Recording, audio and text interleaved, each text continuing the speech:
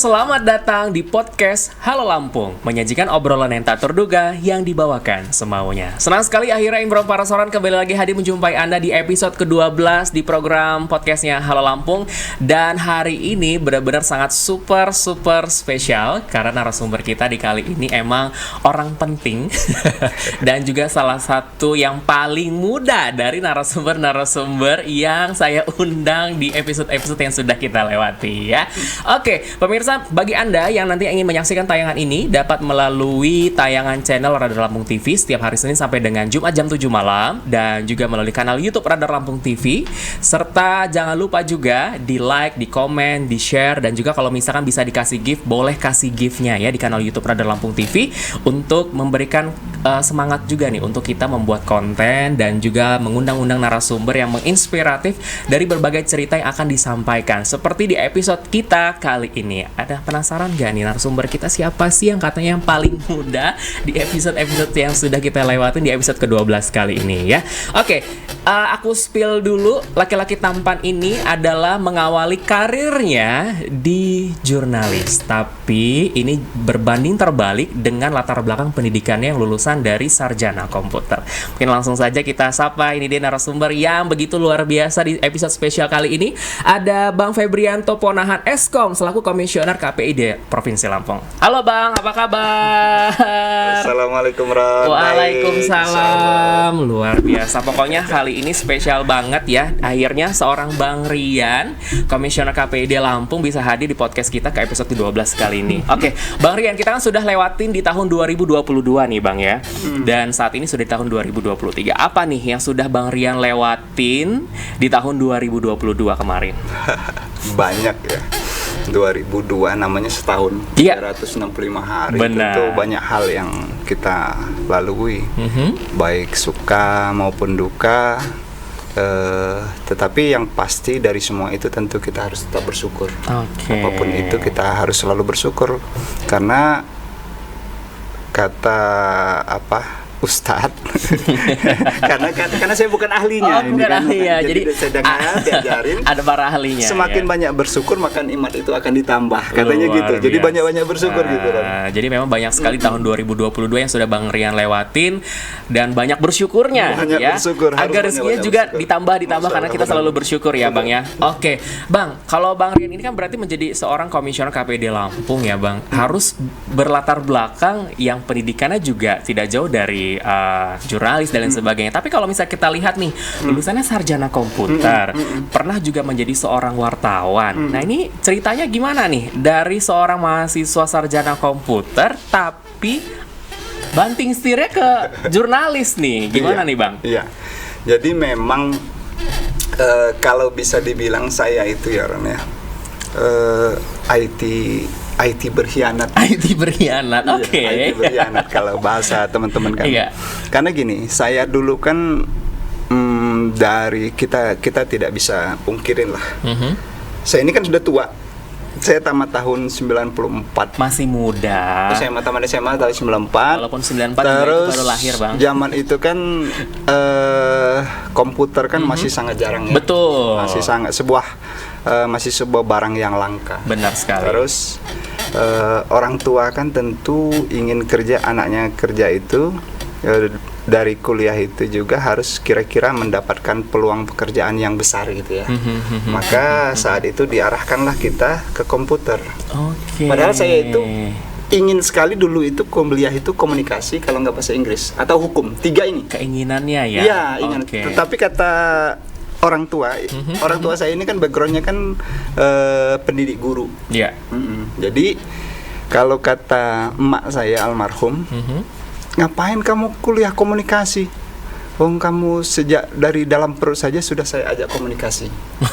Iya, saya sudah ajarkan komunikasi gitu. Betul. Komunikasi itu intinya yang baik dan benar itu sudah benar, sudah jalan gitu.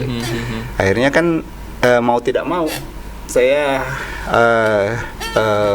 mengikuti lah kuliah komputer dan saya menjalani sungguh-sungguh kuliah itu. Komputer itu bukan karena saran orang tua terus saya tidak mengikuti sungguh-sungguh gitu ya.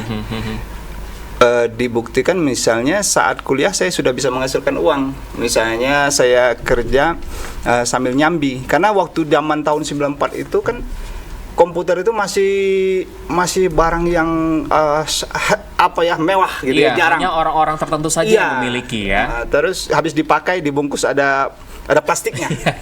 Layar monitornya itu gitu ya, dibungkus terus disimpan. Nah, saya sudah mencoba berani-berani CPU-nya saya buka.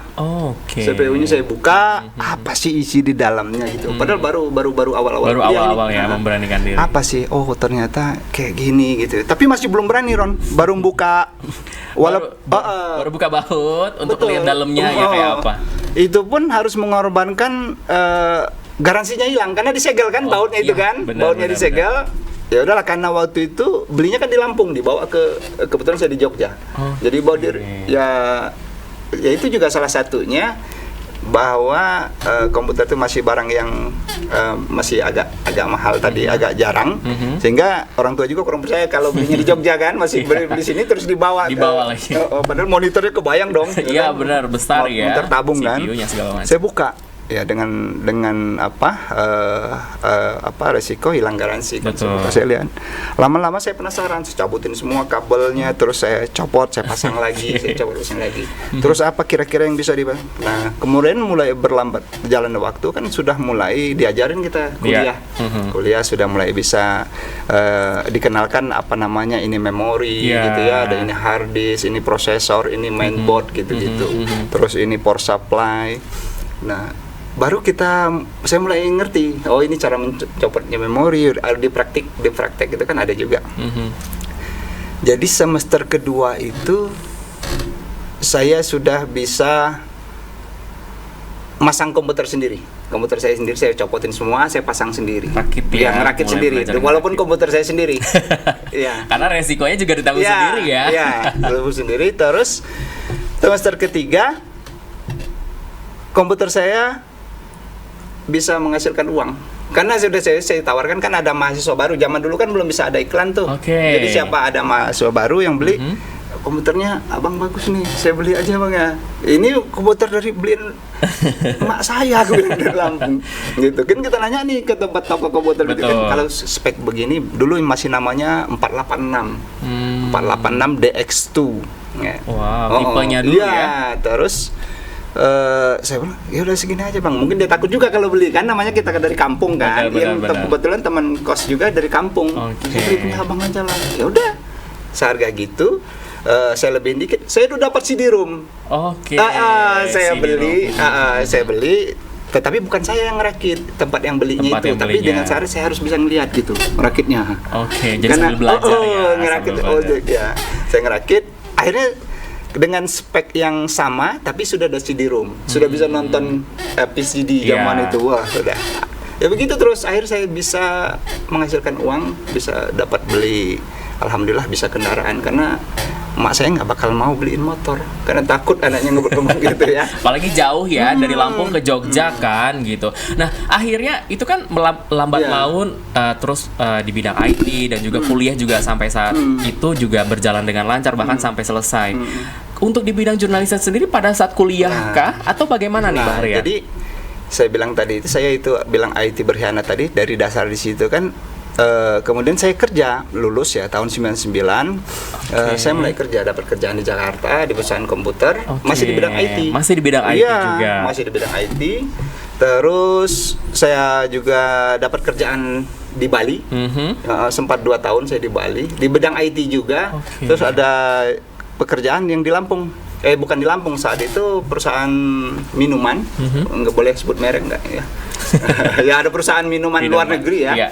Yang multi internasional, buka terima IT, pusatnya di Cibitung. Terus kebetulan saya di tempat ditempatkan di Lampung. Di Tanjung Bintang perusahaannya. Balik lagi ya. Nah di situ itu sebagai IT. Artinya dari dasar situ sebenarnya IT ku itu cukup diakui ya, makanya saya terbukti saya bisa diterima gitu ya. Betul. Bahkan satu ini agak sedikit menyimpang, sama-sama teman IT saya itu pernah juara hacker di Lampung. Iya, dia sekarang kalau tidak salah dia ada di perusahaan untuk penerangan ini sekarang di Jakarta. Listrik, benar. Jadi, nah kemudian di Lampung ini kan ketemu teman-teman saudara yang banyak jurnalis ya. Jadi memang banyak ya jurnalis. Kemudian zaman dulu kan masih sering liputan TKP kan. Ya kalau liputan itu jarang kalau wartawan televisi itu yang rilis gitu. Kita pasti selalu kemana-mana mencari picture, misalnya liputan jalan-jalan gitu. Saya jiwa-jiwa yang lama itu muncul itu Ron. Yang dulu itu. Jadi sebelum memutuskan untuk ngambil Eskom ini ya. Enggak, itu sudah taman Eskom. Setelah Eskom. Karena kan sebelum ngambil jurusan Eskom kan memang terfikirkan jadi komunikasi gitu kan. Iya. Nah, waktu pas saat komputer itu saya ini kan kita harus ada PKL tuh. Iya. Kalau di tempat kampus saya itu ada PKL 1, PKL 2. Iya. Saya PKL 1 itu di sebuah surat kabar yang cukup terkenal di Jogja. Jadi sebenarnya bagian komputernya nih, bagian komputer kita ini kan, nyervis kalau misalnya troubleshooting ada error kita coba benerin. Tapi saya ngelihat mas-mas yang kan Jogja mas ya, yang kerja mbak-mbak itu yang lagi ngetik berita itu, saya suka lama-lamain tuh. Kalau lagi benerin, misalnya bener komputer, kalau sini kenapa ini kok ini nggak bisa connect jaringannya, dia belum internet tapi masih lokal kan, LAN-nya. Ini saya ngintip apa ya berita gitu, kayaknya enak gitu. Jadi terus itu tanpa sadar di situ mulai kesenangan kita dalam dunia nulis ya. Belum mengenal berita, belum mengenal jurnalis saat itu. Nulis itu mulai muncul lagi. Dari SMA kan memang sebenarnya kan waktu masih kuliah juga atau SMA kan sebenarnya kita kan lagi-lagi masa-masa puber itu kan puitis kan, nulis sair, puisi kan. Benar. Itu sebenarnya kan muncul lagi senang. Terus ketemu teman saya, ada saudara saya yang kebetulan jurnalis televisi di Lampung, dia sebagai salah satu mentor saya yang ngajarin nulis itu. Akhirnya berkhianat deh. Dari IT. Akhirnya tertarik banget ya dari IT, akhirnya beralih ke. Karena yang lucunya Ron, dulu kan saya masih sebagai IT nih, sebagai staf IT di tempat yang perusahaan multinasional tadi. Kalau liputan, saya kadang bantu ikut megang mic-nya. Walaupun yang nanya si reporter atau kameramennya ya. Kalaupun misalnya pas kameramennya nggak ada, saya coba-coba kameranya gitu. Kamera zaman dulu kan barang yang mahal kan. Betul. Barang yang mahal juga susah kan, nggak seperti sekarang pakai HP aja sudah bisa jadi. Ya masih belum bisa kan, nggak cuman senang-senang aja kan. Terus ngeliatin dia nulis gitu loh, ngeliatin gimana cara nulis berita televisi itu kayak gitu. Gimana cara kameramen nyetel, kalau sekarang kan semua auto nih, hampir rata-rata di HP kamera semua. Kalau dulu kan masih banyak manual, harus setting irisnya dulu gitu loh, setting semua baru dia bisa. Nah akhirnya ada keseringan begitu, kecintaan dengan kamera dan menulis itu secara tambah tidak langsung jadi semakin cinta ya. Iya, tambah ini nggak kebendung gitu. Ya kita orang liputan TKP begadang malam-malam nangkep, misalnya kan dulu gerebek ya, menggerebek itu. Ya kan wartawan harus ikut zaman dulu kan TKP, zaman awal dulu, nggak sekarang. Bener-bener real TKP beneran. Kita pulang pagi nih, sementara saya harus masuk kantor pagi-pagi. Wartawan habis ngetik berita dia tidur. Kita terpaksa berangkat ke kantor gitu loh. Lama-lama saya mulai bisa kamera gitu kan, udah mulai bisa nulis sedikit-sedikit. Secara otodidak mulai bisa lah ya. Dan nanya sama kakak itu juga kan ada lowongan untuk jurnalis televisi yang ditempatkan di Lampung, dan alhamdulillah diterima, walaupun tesnya nggak sekali, panjang, kita harus datang ke Jakarta, prosesnya banyak. Terus zaman dulu kan jadi wartawan televisi kan susah, betul. jadi kita harus datang ke Jakarta terus dites. Belum ada kepastian ini, tes tulis dulu, terus balik lagi, nanti baru kemudian tes kamera, tes nulis, baru interview terakhir kan, baru magang, belum boleh, jadi baru magang statusnya. Betul, baru magang. Di sana juga kita lama, 3 bulan magangnya. 1 bulan pertama ngikutin reporter sama kameramen, ngikut aja, cuman ikut nyatat. Kan dulu kan notebook sama pena modalnya kan, sama pakai pena tali itu kan. Kalau sekarang wartawan mungkin jarang itu dah. Udah nggak ada lagi kayaknya ya, gitu. Tulis kan gitu, ikut. Tapi nggak boleh nanya narasumber. Iya, bantuin bawa tripod kita. Itu harusnya jatahnya driver. Driver bantuin, iya. Jadi kita bantuin bawa tripod. Terus kalau reporter nanya kita bantuin ikut nyatat. Nggak boleh nanya. Ikut. Ya begitu. Terus sebulan kemudian sudah mulai boleh melihat kamera, coba ngidupin on off-in kamera, mengoperasikan secara ini ya kamera, terus mulai setting, misalnya WB-nya tolong dong di setelin, ya WB-nya kita setelin, tapi sekaligus diajarin gimana komposisi gambar, long, medium, close up gitu, terus nulis juga. Udah mulai diajarin nulis. Nulis itu bagaimana cara menulis lead gitu kan. Terus gitu. Jadi agak susah dulu jadi wartawan televisi. Berbanding terbalik dengan yang sekarang ya Bang ya. Nah, waktu itu kan ya Bang Rian sudah bekerja sebagai staf IT, pasti juga orang tua udah bangga pada saat itu ya Bang ya. Dan akhirnya Bang Rian untuk memutuskan untuk pindah banting setir nih ke jurnalis. Gimana respon orang tua waktu itu, dukungannya seperti apa Bang? Setelah orang tua tahu bahwa anaknya kok jadi ke media gitu. Iya, kalau orang tua saya itu alhamdulillah karena memang backgroundnya mereka pendidik ya. Mungkin ukurannya itu menyelesaikan pendidikannya. Iya, kalau udah menyelesaikan pendidikannya itu dianggap sudah selesai. Masalah kita menentukan mau kita pengen apa, jadi masa depan itu terserah di anak-anaknya. Tinggal kita paling minta doa saja. Misalnya, Mak, saya mau keluar dari ini, boleh nggak? Ya boleh, tapi hati-hati gitu. Kalau menurut kamu lebih baik itu ya silahkan diambil. Udah diberikan tanggung jawab dan kebebasan pada saat ingin melangkah kemana ketika selesai kuliah gitu ya. Yang penting sudah menyelesaikan kuliah sarjana komputer ini, mau kemana jalannya selagi itu positif, orang tua selalu mendukung ya Bang ya. Gitu. Nah Bang Rian ini kan menjadi salah satu jurnalis senior yang ada di Provinsi Lampung ya Bang. Pasti dong berbeda ya dengan jurnalis TV pada masa lalu sama di era saat ini. Apa yang membedakan Bang? Iya, kalau jurnalis senior enggak juga ya kan Mbak, masih ada senior. Lebih-lebih kalau jurnalis cetak, tapi kalau di televisi mungkin saya termasuk generasi satu, mungkin zaman-zamannya Bang Koni ya. Bang Koni Sema, Mbak Bisri itu zaman generasi pertama kali televisi di Lampung. Ya. Kalau untuk TV swasta saya berbicara ya. Kalau televisi TVRI tentu ada. TVRI kan karena lebih lama. Terus kemudian generasinya Bang Pauji Heri. Terus kemudian ada generasinya Mas Sugi, Ila, dan kemudian saya. Mungkin saya termasuk generasi yang ketiga lah kalau jurnalis televisi swasta di Lampung. Baru generasi sekarang.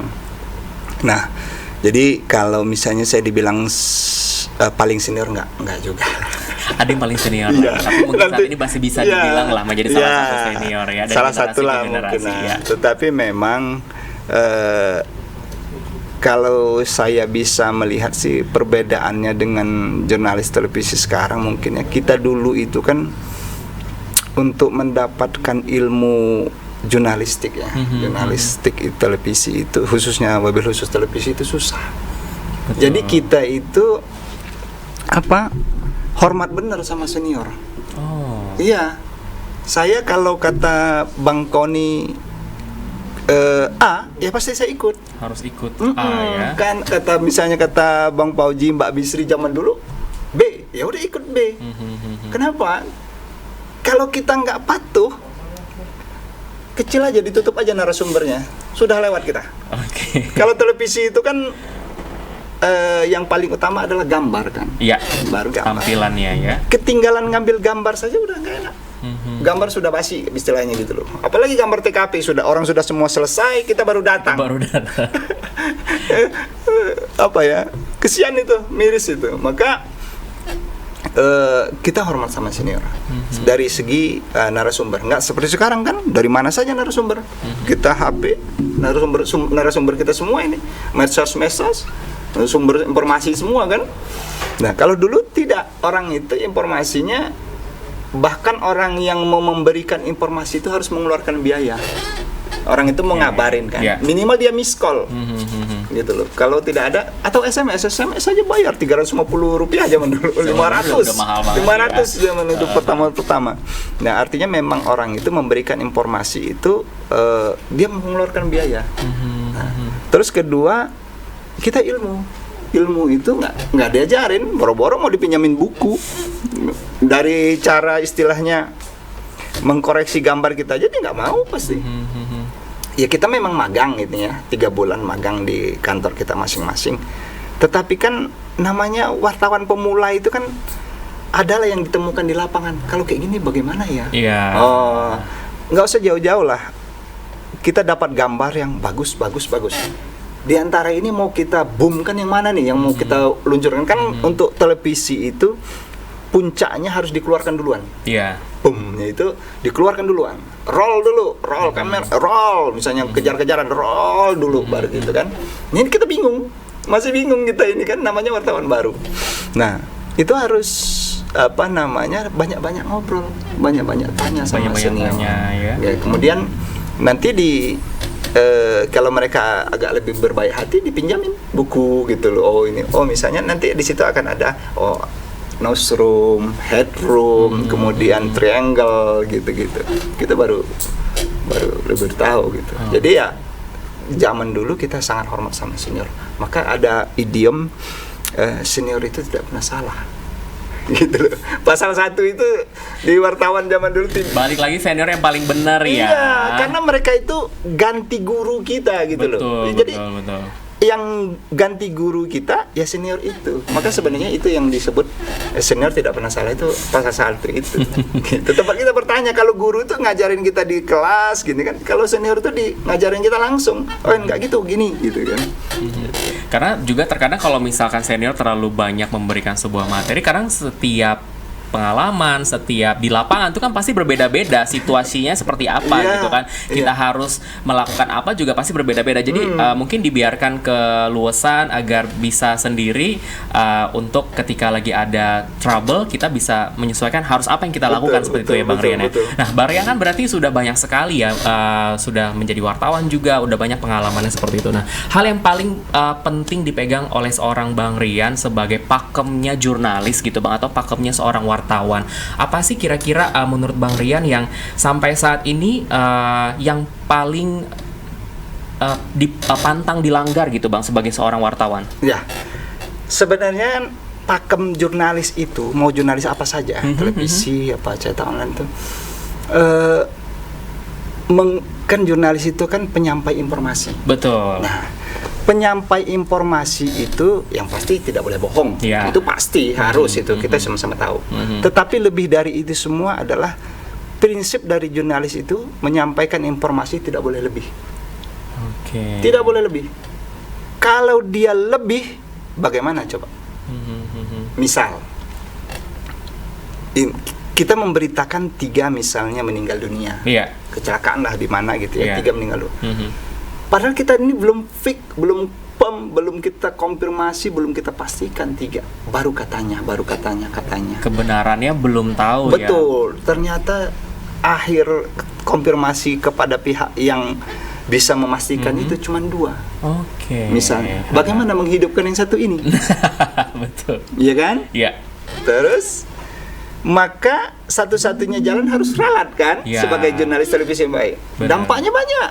televisi kita menjadi tidak kredibel, televisi kita menjadi tidak dipercaya, kita sebagai jurnalis juga sudah nggak bisa menjadi patokan, menjadi rujukan, maka lebih baik kurang kalau di televisi itu. Dan itu terjadi juga dengan online kan, dia ternyata 1 menit kemudian update, sekarang sudah korban sudah mulai bertambah menjadi 3, gitu kan. Tidak masalah, informasi itu tidak boleh lebih.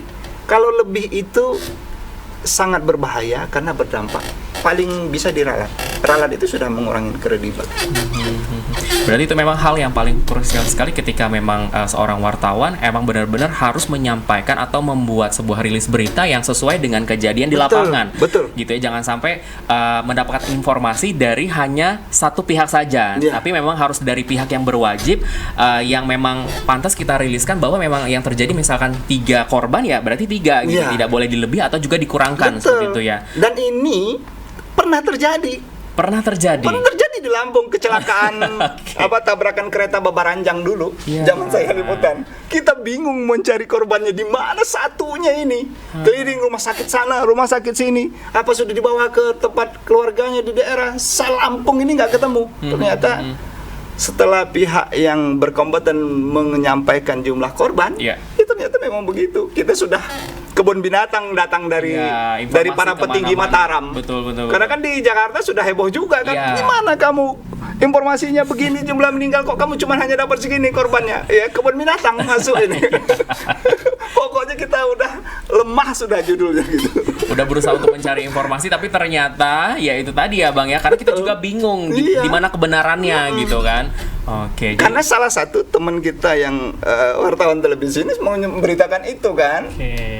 Akhirnya setelah terakhir, iya ternyata data kita yang benar kan, data yang banyak orang jurnalis televisi yang banyak, yang satu ini yang salah gitu.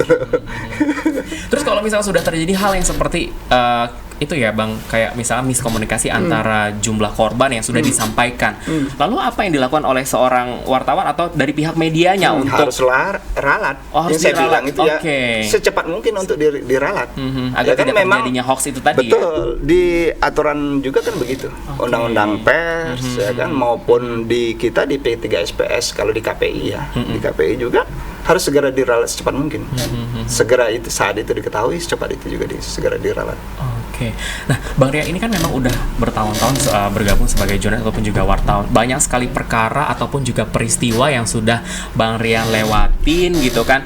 Apa nih yang paling berkesan, mungkin peristiwa ataupun perkara yang pernah Bang Rian lalui yang benar-benar sampai saat ini nggak bisa dilupakan dalam kehidupan Bang Rian sendiri? Iya.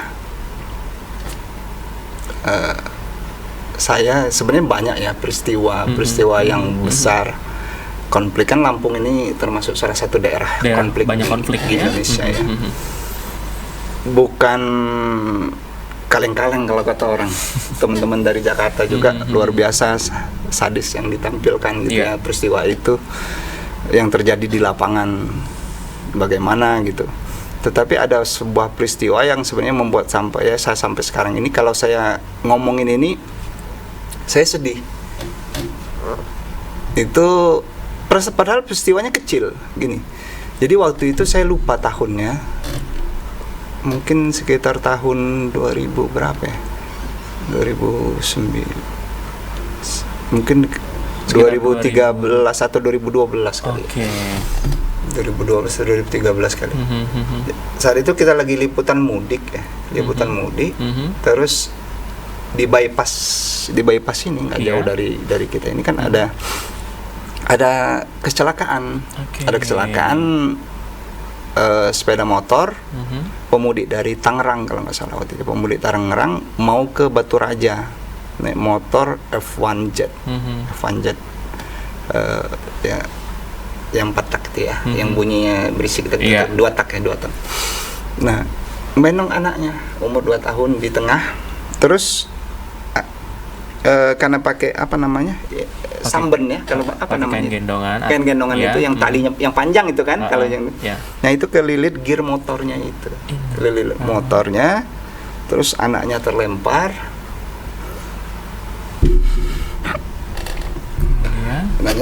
kan, terus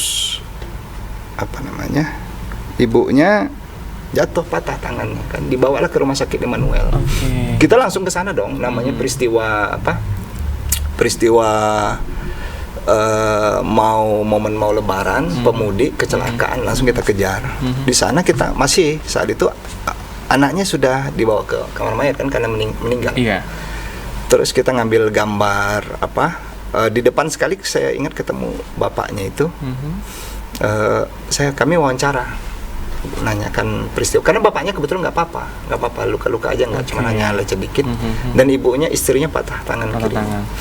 Terus dia bilang, kami wawancara dan bapaknya tegar benar, dia bilang, Pak, gimana peristiwanya kok bisa begitu? Dia ceritakan semua, kelir kain gendongnya itu di gear motornya sehingga motornya jatuh, anaknya terlepas dari gendongan istrinya gitu. Terus selesainya cuma dia ngomong apa, Ron? Dia bilang, nanti kalau mau masuk kan masih di luar UGD itu kan, nanti kalau mau ngambil gambar istri saya, kalau mau wawancara istri saya juga, tolong jangan dikasih tahu dulu ya Om, anak kami sudah nggak ada, kata. Saya shock. Saya kan waktu itu baru punya anak juga kan. Jadi kan merasakan sekali. Saya nikah kan tahun 2008. Jadi anak saya itu mungkin lebih gede dari anak itulah. Paling mungkin setahun 2 tahun gitu.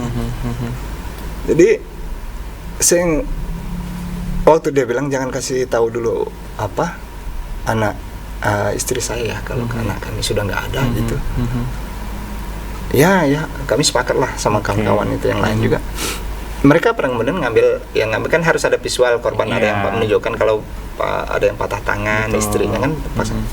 Saya nggak sanggup saat itu, langsung saya nggak mampu, nggak bisa ke ruang UGD, dan saya nggak bisa ke kamar mayat.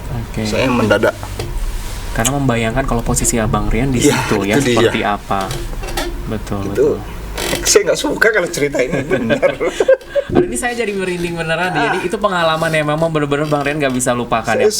Saya sebel kalau cerita. Kalau ngingat itu selalu terbawa suasana ya Bang.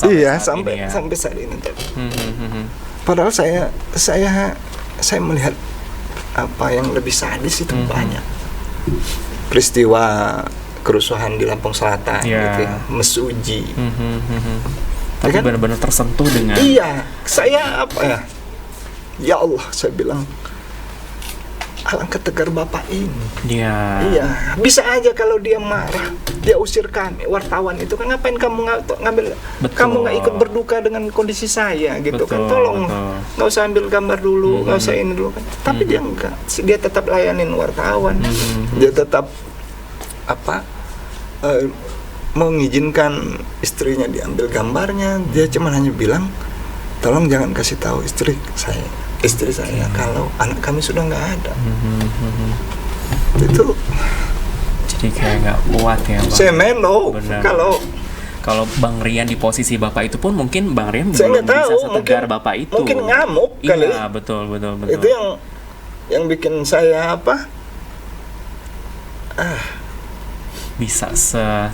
bisa setegar itu dalam situasi dan kondisi seperti itu ya. Saya langsung lemas setelah seperti nggak ada tulang, nggak sanggup mengambil gambar lagi. Terus saya langsung keringat dingin, pucat.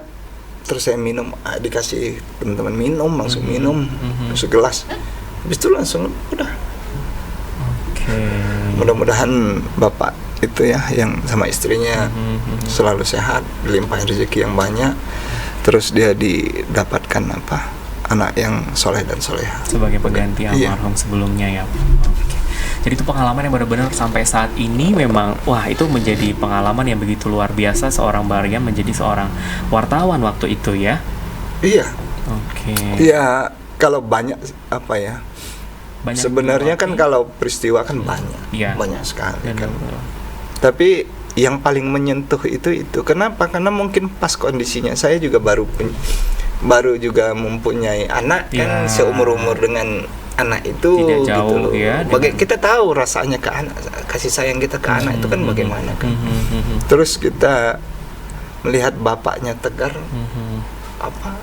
dengan menghadapi peristiwa itu, saya sangat kagum dan Allah mungkin menampar saya, mengingatkan gitu loh.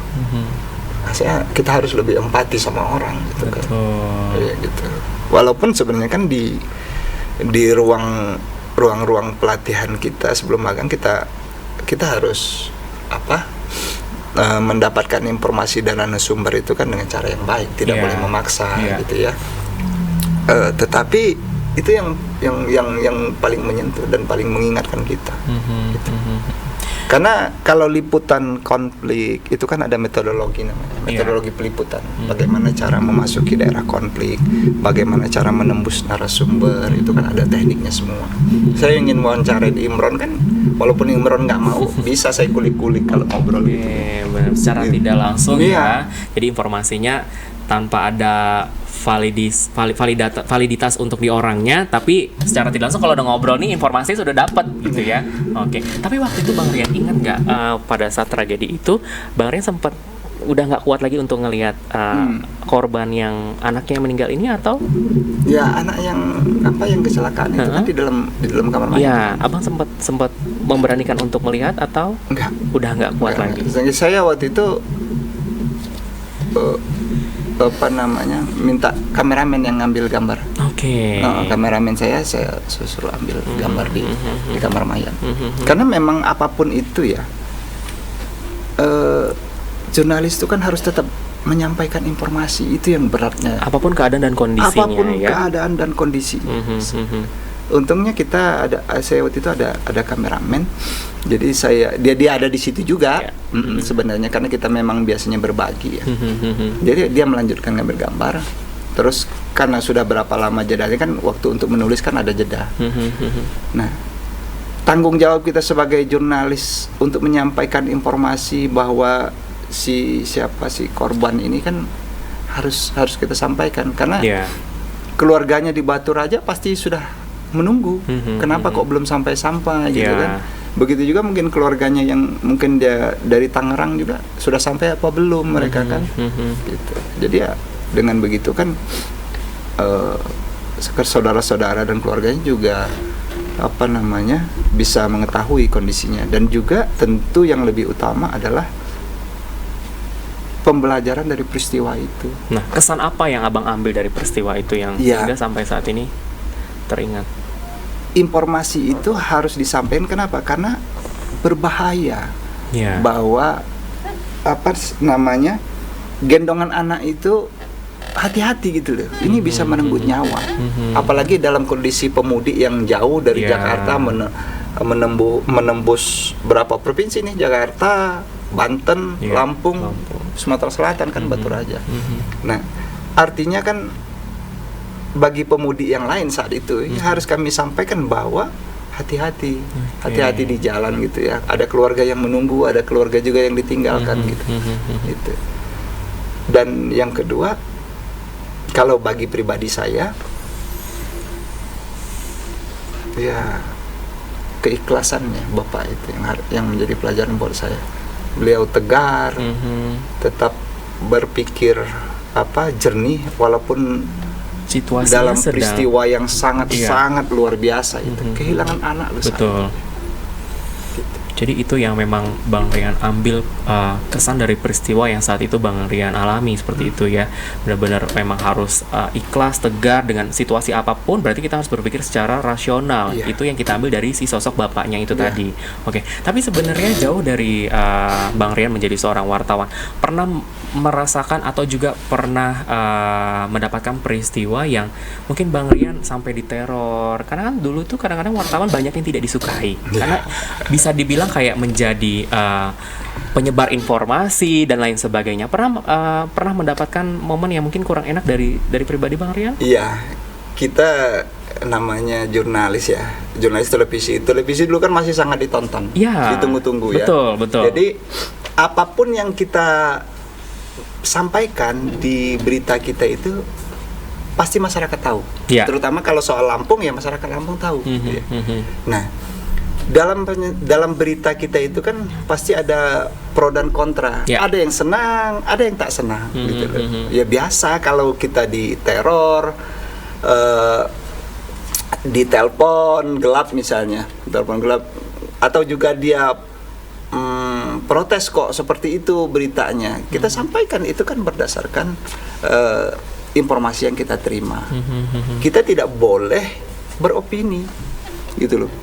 Kalau saya misalnya mengatakan A, nggak boleh. Saya ini kan penyampai saja. Iya. Tapi kalau orang lain yang mengatakan A itu, kita cuma hanya bisa menyampaikan bahwa si A mengatakan ini, gitu. Gitu. Kalau memang misalnya abang keberatan misalnya, ada hak jawab. Iya dong, ada hak jawab, terbuka untuk di situ kan. Gitu. Memang begitu. Setiap berita itu ada yang pro dan kontra. Pasti ada pro yang dan kontra ya, dari dulu juga sampai sekarang. Tapi pernah mendapatkan respon yang negatif nggak selama menjadi wartawan, Bang? Mungkin dikejar-kejar sama pihak mana karena Bang Rian menjadi seorang wartawan. Karena kan wartawan ini selalu bawa kamera kemana-mana nih ya, gitu. Pasti kan kalau misalnya sudah bawa kamera, orang tahu, oh dia wartawan. Pernah mendapatkan hal yang kurang enak waktu menjadi seorang wartawan?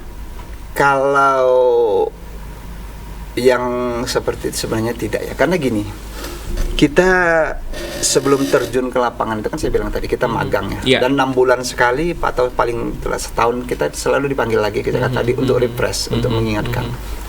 Jadi kita itu selalu benar-benar menerapkan SOP itu sangat ketat. Kalau ada dua pihak yang bertikai, misalnya ada konflik, kalau aparat keamanan saja belum ada di situ, jangan coba-coba mau masuk, jangan coba-coba sok mau paling dapat gambar duluan. Iya, betul. Seperti iya. Baik. Kecuali di salah satu pihak itu mengizinkan, ya kan, atau dua pihak mengizinkan, bisa menjamin kita bahwa kita tidak akan masalah, gitu. Baru kita boleh masuk. Kalau kita dari mana, misalnya konflik katakanlah di daerah, salah satu daerah, misalnya di Mesuji, kita langsung kucuk-kucuk ke sana. Jadi korban. Tidak 1-2 jurnalis televisi saat itu kameranya hancur, diinjak-injak, dia dipukulin, gitu loh. Kita cepat, gitu loh. Memang harus menyampaikan cepat itu, tapi ada satu yang dilupakan, jangan pernah dilupakan, 5W1H, safety, keamanan, itu lebih yang utama. diutamakan pertama kali ya. Apa gunanya informasi yang kamu dapatkan banyak kalau kamu tidak selamat? Tidak akan sampai. Informasinya, pesannya juga nggak akan sampai. Iya, maka alhamdulillah, mau konflik katakanlah Lampung Selatan, Bali Nuraga, saya benar-benar di tengah-tengah lokasi itu, dan kita seberapa minggu nggak pulang. Karena ada update terus. Kalau kita tinggalkan balik ke Karang sini, ketinggalan berita di sana. Berita langsung. Gitu. Dan alhamdulillah teman-teman dari pihak sana juga menerima kita menyampaikan bahwa kita ini akan memberitakan secara positif, gitu ya. Dari pihak sini juga kita juga menyampaikan, gitu loh, bahwa kita ini menyampaikan berita ini apa adanya. Jadi kita datang ke sana, setelah berita kita datang, mereka nggak marah, gitu loh. Jangan kita menjelekkan sana, membaguskan sini, gantian juga begitu, menjelekkan sana. Ya siap-siap saja datang ke sana, dia akan di teror, gitu. Iya, gitu. Jadi memang harus benar-benar menjadi penengah, jangan sampai jadi membela yang A atau membela yang B, seperti itu ya, Bang ya. Iya. Jadi memang kita tidak punya hak untuk menjat bahwa ini benar, pihak sana salah, gitu. Tidak punya. Kita hanya cuma penyampai berita. Penyampai berita dari apa yang kita temukan di lapangan. Jangan pernah sekali-sekali beropini. Itu memang benar-benar sangat dilarang sampai saat ini seorang wartawan atau reporter ya, Bang ya. Tidak boleh beropini. Apa yang kamu temukan di lapangan. Nah, nanti baru kemudian tahap berikutnya. Apakah semua yang kamu temukan di lapangan itu untuk kamu sampaikan ke publik atau tidak? Ya, disortir nanti, kembali. Akan ada kelihatan. Kita sepakati apakah ini lebih banyak manfaatnya atau lebih banyak keburukannya, gitu loh. Ada di setiap daerah konflik pasti akan ada kesepakatan seperti itu. Betul. Berita ini kita sepakat kita nggak usah kita angkat, gitu. Bukan kita nggak dapat, tapi kesepakatan antara mereka, apakah ini mau di follow up atau di show up juga, gitu ya. Apa kita close saja, karena nggak ada dampaknya lebih besar daripada dampak buruknya, maksudku ya, dampak buruknya daripada misalnya dampak baiknya gitu. Oke. Nah, Bang Rian ini kan berarti sudah bertahun-tahun juga menjadi seorang wartawan dan akhirnya Bang Rian menjadi ketua IJTI Lampung pertama waktu itu. Bagaimana perjalanan karir seorang Bang Rian yang awalnya seorang staf IT akhirnya menjadi ketua IJTI, Ikatan Jurnalis Televisi Indonesia Provinsi Lampung untuk generasi pertama waktu itu. Gimana nih, Bang? Jadi gini, sebelum Ikatan Jurnalis Televisi Indonesia daerah Lampung itu lahir, sebenarnya kan ada dulu zaman senior Bang Koni, zaman Bang Fauzi itu kan kita ada FJTP namanya, Forum Jurnalis Televisi Indonesia, tapi daerah Lampung. Nah, kalau IJTI ini kan organisasi profesi jurnalis yang berkedudukan di Jakarta, nasional. Terus di daerah ini bagian cabangnya ya, daerahnya ya, tingkat provinsinya. Nah, kebetulan saya sampai tahun berapa? 2012 itu berarti dari 2003 atau 2004 awal itu memang belum tergabung dengan organisasi profesi jurnalis itu ya. Mau PWI, mau AJI gitu ya. Kenapa? Karena memang bukan saya tidak sependapat dengan AJI, dengan PWI misalnya, bukan, tetapi memang kita bergabung dalam organisasi itu kan tentu harus kita merasakan lebih kecocokan dengan diri kita. Betul. Gitu kan. Nah, kebetulan teman di Jakarta itu ada senior bekas mantan ketumnya, kenal kita gimana mau buka di daerah atau tidak gitu loh. Tetapi kendalanya jurnalis televisi di Lampung kan sedikit gitu loh. Ini juga menjadi kendala, sementara anggotanya ini kan harus terpenuhi gitu. Nah, itu akhirnya dengan perjuangan dan kesepakatan kita untuk berserikat sama-sama dengan teman, kita bentuk Jurnalis Televisi Lampung, dan teman-teman pasca saat musda tahun 2012 mempercayakan ketua kepada saya gitu loh. Lebih yakin lagi ya Bang Rian untuk supaya akhirnya jadi ketua IJTI itu tadi ya. Lebih yakin apa nih? Lebih yakin untuk melangkah bahwa memang Bang Rian ya cocoknya di jurnalis ini dan akhirnya memegang IJTI gitu. Itu kan sudah berapa tahun, Ron? Dari 2004 itu kan sudah 12 tahun itu. Iya, benar. 12 tahun. Jurnalis jadi dipercaya jadi ketua IJTI itu kan hanya prosesnya ya. Karena gini, wartawan televisi itu rentan dengan kekerasan, rentan dengan menghadapi hal-hal yang tidak mengenakan di lapangan. Kemudian juga yang satu pasti adalah wartawan televisi itu harus ada di lokasi. Dia nggak bisa lewat by phone, gitu loh. Terus kita harus saling kompak dalam hal berbagi informasi. Seperti yang saya ceritakan di awal kan, terlambat sedikit saja udah nggak enak tuh. Betul. Gitu kan kalau gambar itu. Jadi ya kita harus berbagi nih, harus sama-sama kita saling menjaga, saling melindungi. Terus ada update baru kalau misalnya kalau zaman dulu kan masih kameranya pakai kaset, ya kan?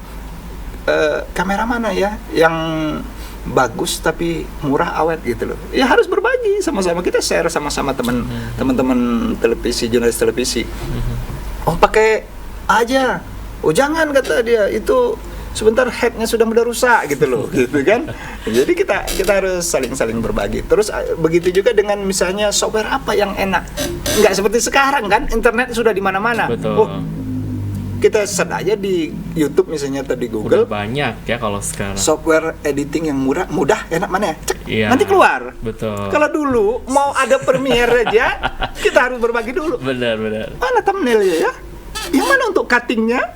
Gitu. Jadi harus saling berbagi. Gitu. Jadi harus kompak. Maka kita lebih ngerasa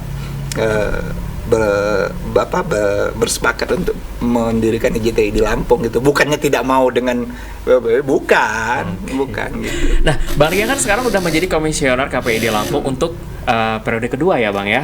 Nah, dan pastinya dari seorang jurnalis bisa menjadi jurnalis di Polisi TV ya. Yang tadi jurnalis TV jadi Polisi TV nih gitu. Gimana perjalanan seorang Bang Rian akhirnya memutuskan untuk mendaftarkan sebagai komisioner KPI ini?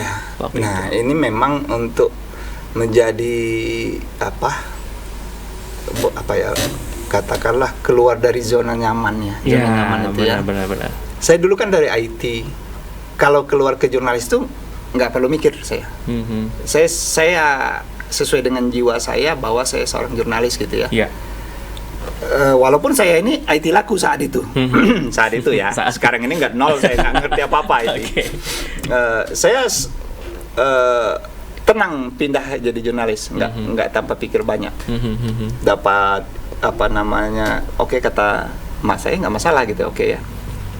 Nah, setelah jadi jurnalis hampir berarti saya udah hampir 9 tahun, 10 tahun 11 tahun jadi jurnalis kalau nggak salah ya. Ke 2015 saya 11 tahun berarti 2015 masuk ke KPI. Nah, itu perlu proses pemikiran panjang. Kita sudah biasa di lapangan, biasa hidup yang dinamis. Iya. Ngantor juga jarang, apalagi kalau wartawan di daerah ini kan. Betul. Kantornya ya IJTI itulah. Yeah. Ngumpulnya di IJTI, baru kemudian ke lapangan langsung. Termasuk juga saya kan pernah juga di Radar, di Percaya teman-teman. Kak Adi sebagai produser kan, produser malam. Jadi memang untuk keluar dari berhenti jadi jurnalis kemudian jadi komisioner itu harus pemikiran panjang. Ini belum tentu diterima ini. Iya, belum betul. tentu diterima, udah mikirnya panjang. Gimana? Tetapi bismillah. Karena keyakinan ya. Keyakinan gini. Kita itu kan sebalik tadi. 6 bulan sekali refresh dipanggil ke Jakarta untuk diingatkan sebenarnya. Zaman dulu masih sering diingatkan, kamu ini begini nggak boleh gitu, ingatkan. Uji kompetensi kembali ya. Di refresh diingatkan lagi, hati-hati, jangan lupa misalnya kode etik jurnalis selalu dijaga gitu kan, undang-undang pokok pers tetap harus dipegang, diingat. Terus termasuk juga misalnya teknik-teknik proses pengambilan gambar yang baru gitu, bagaimana caranya gitu, kita diajarin lagi. Nah, setiap kali ke sana kita dapat tambahan ilmu nih, tambahan ilmu terus kan, tetapi tidak pernah mengaplikasikan. Wartawan di daerah itu kan mencari saja, mencari, ngumpulkan. Kemudian kita baru hanya bahan gambar, naskah, yang memasaknya kan di sana di Jakarta kan. Nah, kita pengen bagaimana caranya kita sekaligus mencari, mengumpulkan bahannya dan memasaknya. Makanya saya bergabung dengan Radar dulu. Saya pengen memasaknya juga, makanya saya menjadi produsernya gitu. Benar. Nah, kan. Nah, kendala teman-teman jaringan itu, teman-teman di jaringan itu adalah lokal konten. Maka saya punya misi Lampung itu 10% lokal kontennya saat itu harus benar-benar terrealisasi. Itu cita-cita saya sebenarnya dengan KPI pertama sekali. Saya pengen sekali lokal kontennya benar-benar dalam artian yang sebenarnya. Tetapi sampai saat ini juga itu belum maksimal. Itu yang sangat saya sayangkan. Saya belum berhasil gitu loh. Kenapa? Apakah kita kurang mengingatkan? Sangat-sangat. Setiap saat kita selalu mengingatkan teman-teman di jaringan. Tempat saya bekerja di Antv dulu, saya selalu ingat mana lokal rerun terus gitu loh. Ayo dong lokal konten. Tetapi ini kan lagi-lagi setiap detik yang ditayangkan televisi itu kan harus ada kos produksi yang dikeluarkan, ya kan? Maka untuk membuat program yang baru atau tayangan baru itu kan harus membutuhkan dana dan biaya kan. Nah, itu yang selalu menjadi alasan. Tetapi sebenarnya sanksinya, aturannya ada nih 10% lokal konten. Tetapi sanksi dari kalau tidak dipatuhi apa? Ibaratnya itu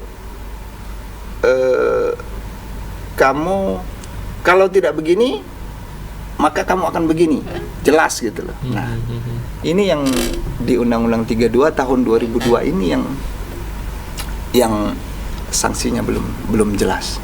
Yang harusnya ya 2002 sudah berapa?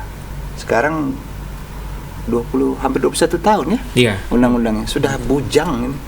Undang-undang penyiaran ini memang harus diupdate. Kita berdoa saja mudah-mudahan tahun 2023 ini, karena waktu di Rakornas tahun 2002 kemarin panjanya Pak Abdul Haris kalau nggak salah namanya, beliau anggota DPR RI itu menjanjikan tahun 2003 ini undang-undang penyiaran akan update. Jadi akan direvisi Undang-Undang 32 tahun 2002. Harapannya sih ya itu tadi. Salah satunya kita sebagai masyarakat daerah khususnya Lampung itu tentu ya kita dapat siaran lokal kita di Lampung. Sehingga teman-teman jurnalis yang tadi tiap hari itu liputan terus ilmunya dikasih terus, itu dapat kesempatan untuk mengaplikasikan ilmunya juga. Misalnya dengan membuat program, katakanlah Api Kabar Lampung, misalnya kan. Jadi dia bisa gitu loh. Jangan ilmunya diajarin terus, tapi dia tidak diberi kesempatan untuk mengaplikasikan ilmunya itu, gitu loh. Itu yang terjadi sekarang. Oke, wah ini Bang Rian kita udah nggak berasa 50 menit berlalu kalau udah ngobrol sama seorang Bang Rian ya, atau bisa disapa juga Bang Febri pada saat waktu kuliah ya. Oke, nah Bang Rian kita udah mau di penghujung acara. Seperti biasa di episode-episode yang sudah kita lewatin dan ini episode ke-12, kita biasanya tetap harus ada membawa yang namanya kartu kuning. Mungkin Bang Rian nggak tahu ini kartu kuning sebenarnya apa ini dalamnya ya. Oke, jadi dalam kartu kuning ada beberapa pertanyaan yang Bang Rian harus pilih 5 pertanyaan di balik kartu ini dan harus menjawab secara spontan. Masyaallah. Makanya saya bilang hari ini spesial banget karena narasumbernya yang paling muda dari yang paling muda yang sebelumnya sudah hadir di sini. Saya ini udah tua. Oke, Bang Rian silakan dipilih 5 dari 20 kartu yang ada di sini. Jangan dibuka dulu, tutup, pilih dulu ya. 2 3 4 5. Oke, boleh kasih ke saya. Nah, ini dia pemirsa, sudah ada 5 pertanyaan yang harus benar-benar dijawab oleh seorang Bang Rian, komisioner KPID Lampung ya. Oke. Yang pertama, menurut Bang Rian, berbagi itu adalah? Ya, berbagi itu adalah apa yang kita ketahui kita share kepada orang agar lebih diteruskan kepada orang lain lagi, sehingga yang kita ketahui itu lebih bermanfaat luas gitu. Luar biasa. Jadi sekalian mengasah diri kita juga ya, ketika berbagi ya secara tidak langsung orang juga bermanfaat, kita juga sangat bermanfaat gitu ya. Oke, memilih atau dipilih? Saya memilih saja. Memilih. Kenapa memilih? Ya. Kan Bang Rian dipilih dong berarti. Betul. Tapi akhirnya memilih.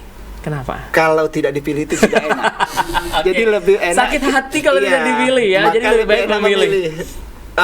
Poinnya ada di kita. Betul. Luar biasa. Nah, yang ketiga, besar atau kecil? Besar lah, insya Allah. Besar. Apanya yang diharapkan oleh seorang Bang Rian dari besar ini? Yang pasti kita sebagai manusia tentu harapannya harus dijaga, harus selalu besar. Kalau harapan kita kecil, maka semangat kita itu jadi kecil. Jadi kecil juga. Harapan besar, kita akan banyak berdoa, kita banyak bersyukur dan terus menjaga semangat. Luar biasa. Oke, yang keempat, momen seru dalam sehari yang nggak bisa Bang Rian lupain sampai saat ini. Dalam sehari. Dalam sehari tadi. Ya, apa yang nggak bisa dilupain, benar-benar berkesan banget. Dalam sehari Bang Rian nggak bisa lupain momen itu. Apa ada nggak pernah? Mungkin waktu kecil atau bersama keluarga atau selama pengalaman menjadi seorang komisioner KPID atau menjadi ICT dan sebagainya. Ada momen yang benar-benar nggak bisa dilupakan seorang Bang Rian dalam sehari. Ketemu lu lah hari ini. Oke, spesial banget ya. Oke, terakhir Bang Rian. Bang Rian paling bete ketika pada saat di situasi menunggu terlalu lama. Menunggu terlalu lama itu yang tapi memang aku tadi salah ya kalau buat menunggu, maaf ya. It's okay, nggak apa-apa. Karena memang laki-laki paling kesel kalau memang menunggu lama. Apalagi kalau misalkan menunggu istri dandan, menunggu istri yang belanja. Ya, untuk ibu-ibu itu yang paling kesel. Bapak-bapak kalau udah ketemu ataupun juga udah nemenin belanja ke mall atau kemana, pasti paling menunggu tuh paling emang sangat nggak disukai ini. Oke, Bang Rian, terima kasih sudah hadir di podcast kita di episode ke-12 kita hari ini. Sama-sama. Mohon maaf kalau ada kata-kata yang kurang berkenan kepada pemirsa juga. Mungkin ada yang ingin disampaikan, Bang? Silakan. Ya, saya sebenarnya saat diundang di sini sebenarnya saya merasa tidak pantas sih untuk menginspirasi gitu loh ya. Itu aja, makanya saya tanyakan kenapa saya belum pantas loh, masih banyak yang lebih menginspirasi dari saya gitu aja sih. Oke, sangat merendah sekali untuk meroket ya Bang ya. Tidak, ini jujur.